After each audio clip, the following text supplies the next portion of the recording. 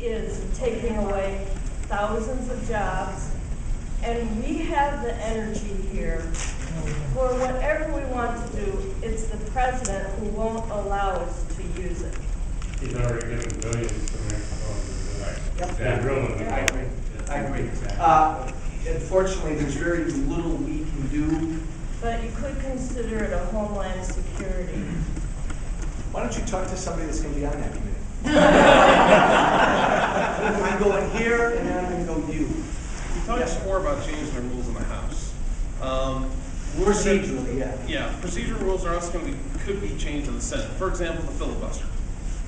Harry Reid, what people don't know, filibuster is in the Constitution. It is a rule in the Senate. It's not in the Constitution. It is not. Yeah. And so if Harry Reid decides to sit there and say, you know what, I'm tired of this, and actually decides to act like a man for once, and blows it up, any legislation that got passed by the House previous to that, can he just push it through with a simple majority vote of the Democrats? And if he does, how can you stop him? I guess the answer is yes, he could. Right? Hold your tongue. He's gotta get taken away. One day on January 5th, you can change the rules in the Senate with a minority vote. The only day you can do that, the first day. And thank you, Ray, but let me just say this. I have very little faith in the Senate, and even if the Republicans were in charge. You go out there and you see the House and the Senate are such different animals. Everybody in the Senate wants to be president. People in the House who have to run every 2 years, they're closer to the people. They're just two different institutions. And, you know, again, our founders, to a degree, set it up this way. Has it been abused? Absolutely.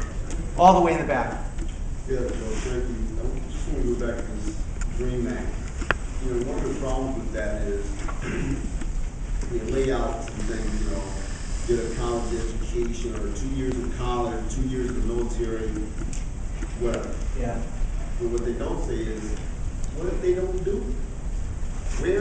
When we get back to that enforcement, what I'm afraid would happen is that we have a number of people who say, yeah, well, I didn't get around to it, I didn't feel like it, I forgot, I didn't know, cut me a break. Yeah. And we're gonna have more of this hand-holding and forgiveness, and that line is never drawn and adhered to. So we're gonna get into another situation with lack of enforcement.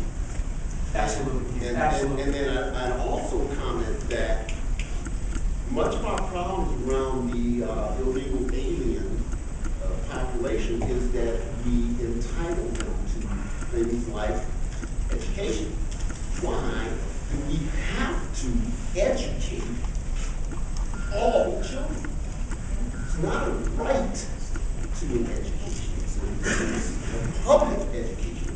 Public, and you know, I mean, our nation is of the public, right? It's a republic. It's not a democracy. It's a republic, right? Our system of government is a republic. So why are we mandated by law to pay as taxpayers, to pay for those who are not supposed to be here and benefiting from our society? Hey, Keith, you know what's interesting is, because we've let this issue get so out of hand, and emotions right now are so raw, we're going to get to the point where people are going to say that very thing. People are going to say, we have to deny illegal immigrants access to our public schools, access to our public health care facilities, access to our public welfare. It's going to get to that point because we have to address the issue. Well, Joe, we're already saying, let's deny them access to employment. You said, hold the employer accountable. Well, if we're going to hold a businessman or woman accountable, why aren't we holding government accountable? Hey, Mr. Businessman, you can't hire us. You can't educate that guy. It's the same thing. And you know, I told you and I talked, and I totally agree with you on this limited government, this idea that government is doing too much for too many people who don't deserve it. So these folks who talk about their autistic children, that is where government needs to be involved in providing assistance and carrying people who need it, not just because people want it or are too lazy or too stupid to go out and get it for themselves. And well, thank you. Well, first of all, I want to congratulate you. Thank you. And I respect what you're saying, and I totally, I understand what you're saying and everything, but where exactly what would we do with these children who are uneducated? Wouldn't they just end up on the streets? Well, So how do we get them there? hold on, no. Not gonna let you all get away with this, because that's a great question. It's a great question, and it's analogous to, get them out of here, we got 13 million in here. Well, how are you gonna do that? Do you want your government doing that? What about the kids here? And Keith, again, privately, because I know this is a private event.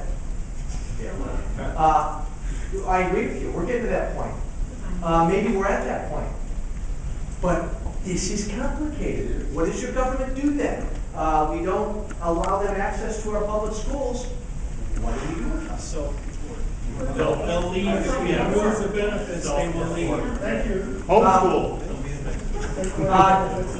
A dynamite question. If you don't build it, they will leave.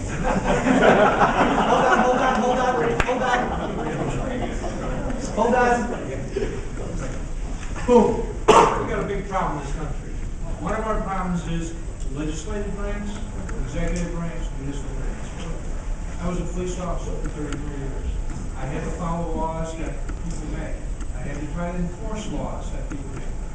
I could not enforce certain laws. They would stop me, and they would stop stuff. We would stop an illegal alien, no ID, no nothing on it. I'd call immigration say, that's it. If we don't enforce the laws that we make, we can't ever solve the problems. Well, And the biggest problem is, the legislation makes them, they make a rule. So now it's all done, it's gone. See, we made the rule, we won't ever have this problem. If we don't enforce it, we have the problem. If we have illegal aliens that we know are here, why don't we get rid of them? well, There's trains and planes and all kinds of stuff we have. to add to what you're saying, the federal government and our state government, but primarily our federal government, has absolutely tied the hands of local enforcement, who probably know the lay of the land in their communities better than, when it comes to this issue, better than any other level of I government. could have found you thousands of. Absolutely, but they're not able to enforce or act. I'm coming back to you. Yes, sir. I want to comment, first of all, I'm glad to see you, Congressman. I want to say thank you. You already proved one thing. What? What the neighbor did. Melissa never did come in.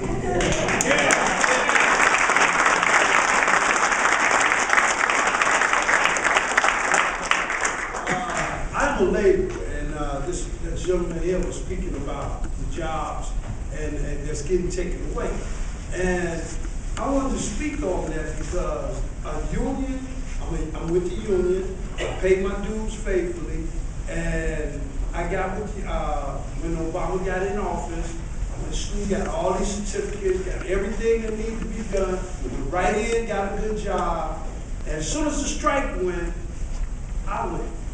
And then all the aliens, and I don't want to say aliens because I'm not prejudiced, okay?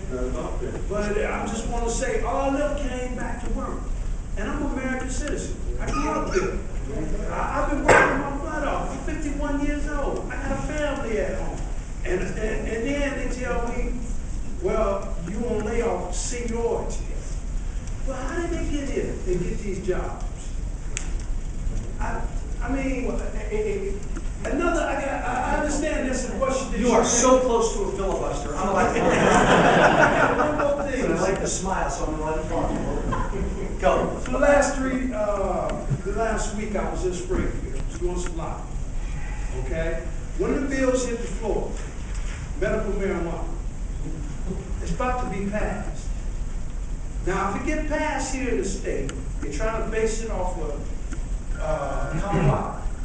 If it get, they even got it, how they're gonna tax it, they're gonna pay, you gotta have $10 to buy a car for medical, you gotta have $30 to grow it, you gotta have 6 flats. I got the bill. I brought the bill, I got a copy of the bill. I couldn't believe this, right? Now, it was about to fall, it was about to fail, the deal was about to fail. So the sponsors snatched the bill off the table.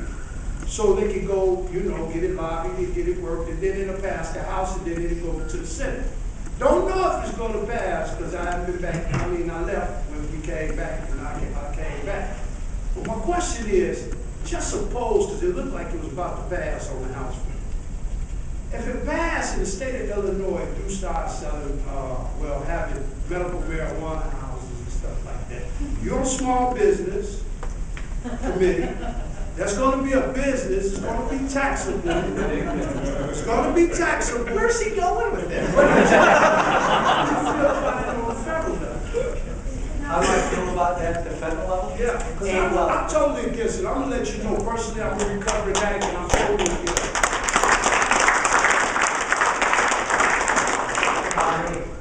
Simply, it's an issue I don't want my federal government dealing with. I don't think it should.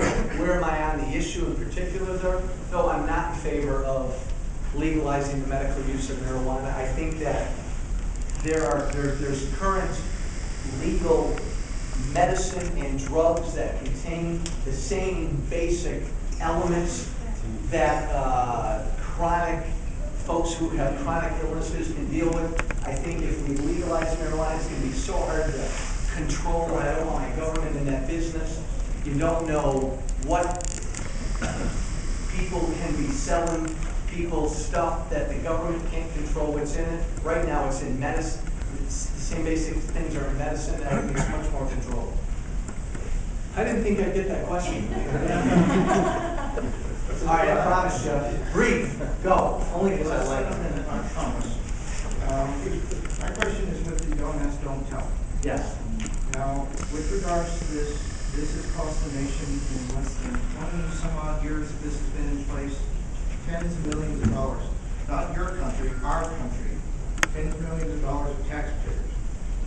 Now, wouldn't it be reasonable to be repealing this? That way we can allow openly gay people to serve and allow, so that way things like the DREAM Act or other types of bills to allow illegal aliens to try to serve in the military, be serving in the military. I mean, correct me if I'm wrong, didn't Bob Gates, the Bush appointee for defense secretary, in support of this?